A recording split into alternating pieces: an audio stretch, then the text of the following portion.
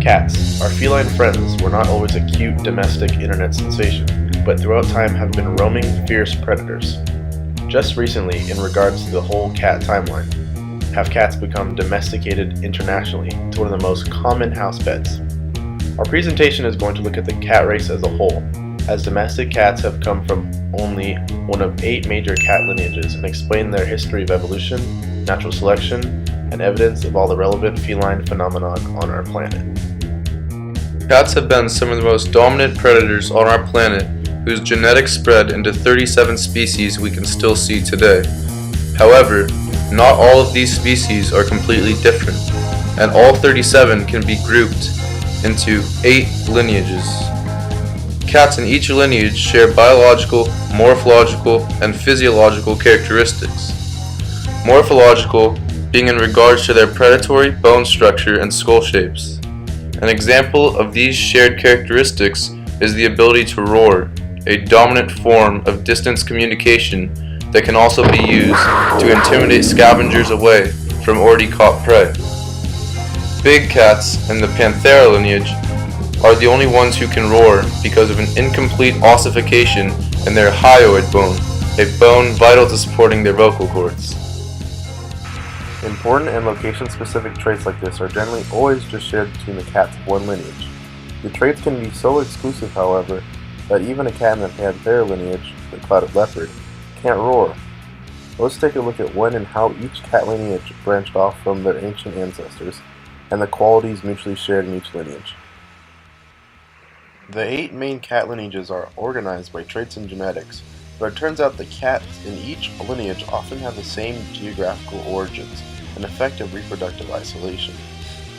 For example, the Bay cat lineage that includes the Asian golden cat and marbled cat is naturally present only in Southeast Asia, and these two cats are so similar biologically, but only with 21st century technologies and fossil findings were they finally differentiated and recognized as 2 different species.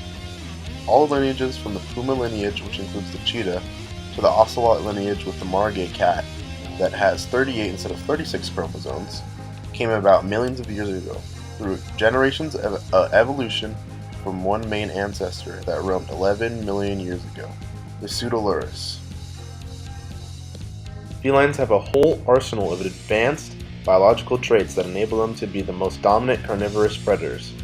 Cats receive light on a heightened level and have great depth perception, useful in pouncing, and can interpret colors 6 times more efficiently than humans, especially in poor light conditions. They surpass dogs as optical hunters because they can see a large spectrum of colors, whereas dogs have a limited awareness of colors and hues.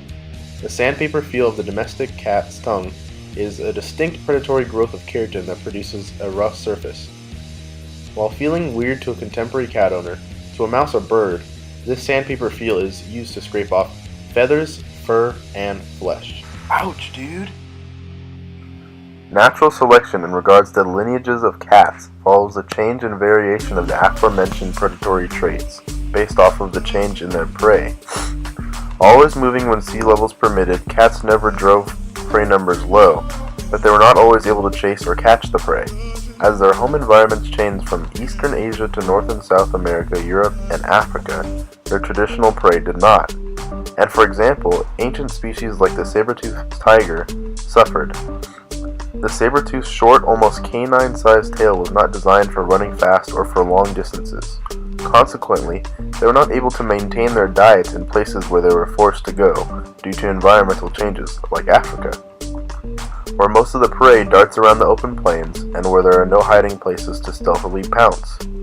The saber-tooth's offspring were dying of starvation before they could reproduce, and the large cats with the longer tail mutation effectively took over the population over many generations. That is why now, cheetahs dominate the Serengeti plains with their nimble, sleek structures and long tails that are more of a norm than a mutation among modern cats. Researchers have found fossil records that lead them to finding the Pseudolurus as the common ancestor. The fossil records have shown that Pseudolurus lived in Europe somewhere between 9 and 20 million years ago. Recent molecular findings suggest that all of today's modern cat species descend from one of several pseudolarter species that lived in Asia some 11 million years ago. Wow. Cats first branched off from this strange ancestor approximately 10.8 million years ago. For organizational purposes, the Pseudolarus is accepted as its own special felid lineage, the only one with extinct cats in it. This first group that branched off is known as the Panthera lineage. There was a second split 1.4 million years ago that ultimately ended in the Bornean Bay cat lineage. Cats continued to split, causing more and more lineages to be formed. Cats originally split or migrated because of their natural instincts. Once a cat matures, they are psychologically required to leave their original habitat. Another reason why cats can migrate and adapt to their surroundings so easily is because they are skillful predators, and the well-structured cats don't run out of food. Because of this, over millions of years, cats have branched out to nearly every corner of the world. The speciation of cats can be traced with a combination of their migration patterns and their present-day distribution. Almost all of the modern cat lineages came about during the late Miocene period, 10 to 5 million years ago, a time in which sea levels were most often below 0 meters. Land bridges rose, and due to natural instinct, cats traveled to different continents. However, cat speciation took effect when the sea levels would jump and the roaming cats would be trapped on their new habitats and forced to breed for generations with biologically varied cats. The separation of roaming cats and their former ancestors caused more explicit offspring to dominate the cat populations. Over generations, the genetic polishing of these mutated and mixed cats birthed the 8 lineages present today. The study of evolution has shaped the world as we know it today. Studying evolution has taught us about the history of man and other life forms. This has helped us in the medical and health fields. For example, the evolution of pathogens is studied in the phylogenetic analysis to make better vaccines for common viruses. By seeing how viruses evolved in the past and using the history to predict how viruses may evolve in the future, this specific study helps genealogists stay ahead of relevant viruses. Also, the study of evolution has helped doctors to develop genetic testing for individuals that can predict the specific types of diseases or illnesses that individual will get in his or her lifetime.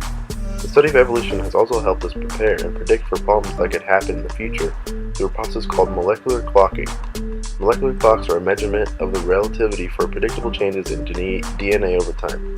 This allows us to stay on top of how the human DNA sequence may change and prevent future problems, to keep not only us, but cats safe.